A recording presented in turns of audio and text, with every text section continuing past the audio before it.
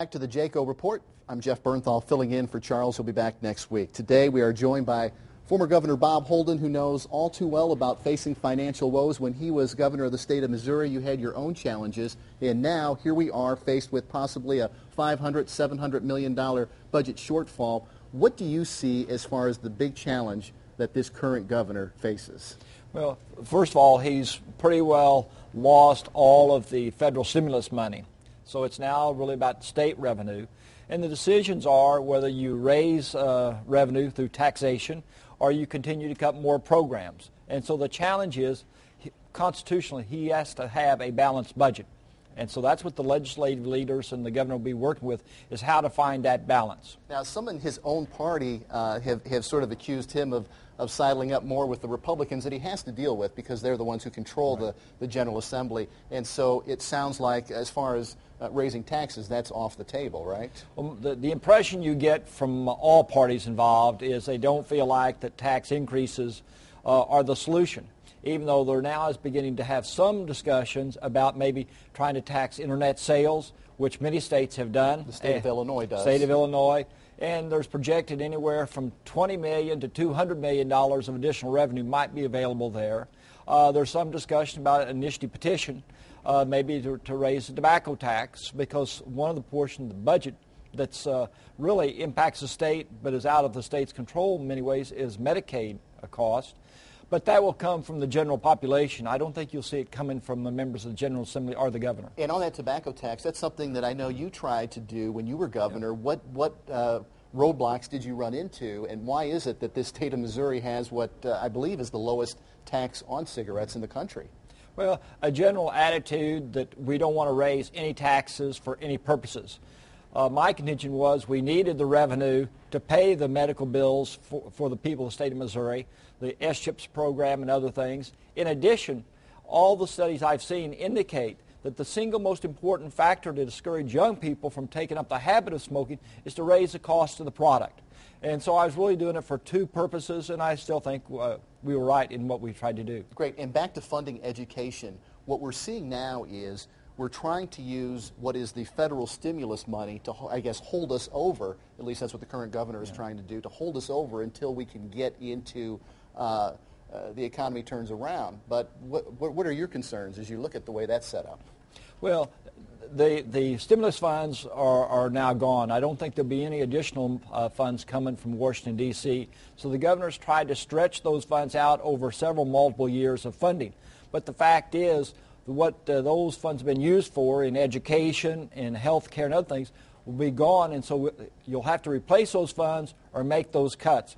And that's the reason you saw the University of Missouri talk about a 5.5% tuition increase.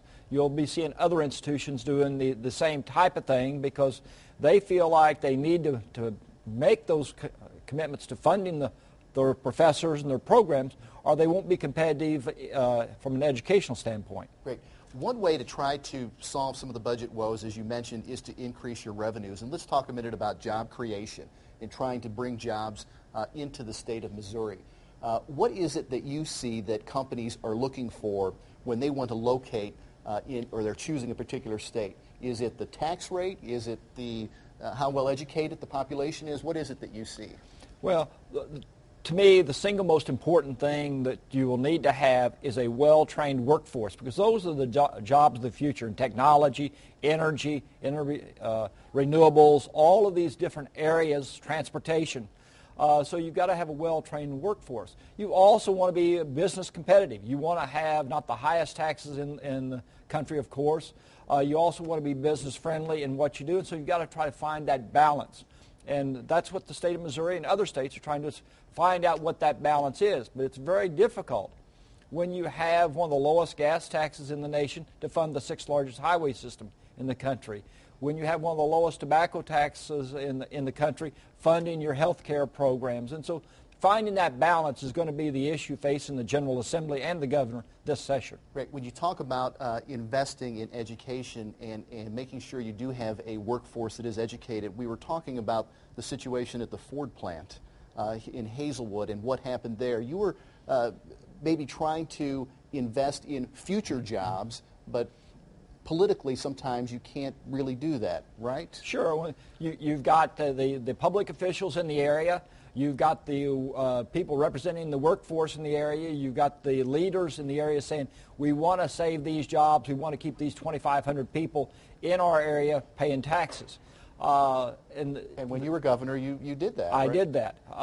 The question is, we saved those jobs for 2 or 3 years, and then they're now gone.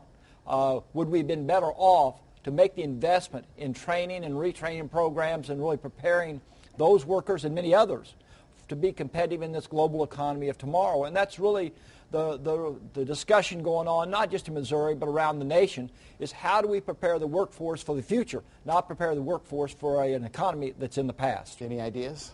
Well, I think everything dealing with energy renewables, the technologies, advanced manufacturing, the plant and life sciences, which has been a very strong push in this area, are all things we need to be taking a serious look about making additional investments, because that is the future, both from an agricultural standpoint, a manufacturing standpoint, and an overall economy standpoint for Missouri in the future. Great. We talked a minute ago about making sure your state's workforce is educated. And I'm curious, though, if you think what happened in Illinois with them raising their corporate tax rate and raising their income tax rate, if that will have an effect on any folks leaving Illinois and coming into Missouri.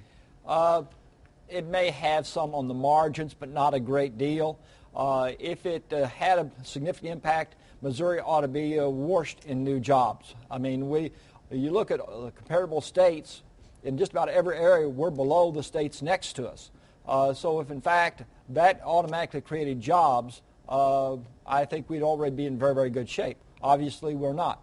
So, I mean, I think businesses look for a favorable business climate, a tax rate they think is acceptable to what they're trying to achieve. But at the end of the day, they've got to have an educated workforce, or they won't be located in your region or your state. Great. What is the sense of the level of cooperation in Jeff City that between the governor and the General Assembly right now? Well, I think they're all trying to find solve a very difficult problem. Constitutionally, governors and state general assemblies can't print money. They have to have a balanced budget. And so they're trying to find where they can both agree on what those priorities are and how they will fund those. And so I think they're trying to work the best they can, but there's going to be some very difficult days ahead. Yes, they are. And we'll talk about that in just a minute. Former Governor Bob Holden joining us today. He is also heads up his own public policy forum through Webster University. And we're going to talk about his efforts also to bring jobs to Missouri and the Midwest from China. He's working on some interesting things along those lines. We'll be back with the JACO Report in just a minute.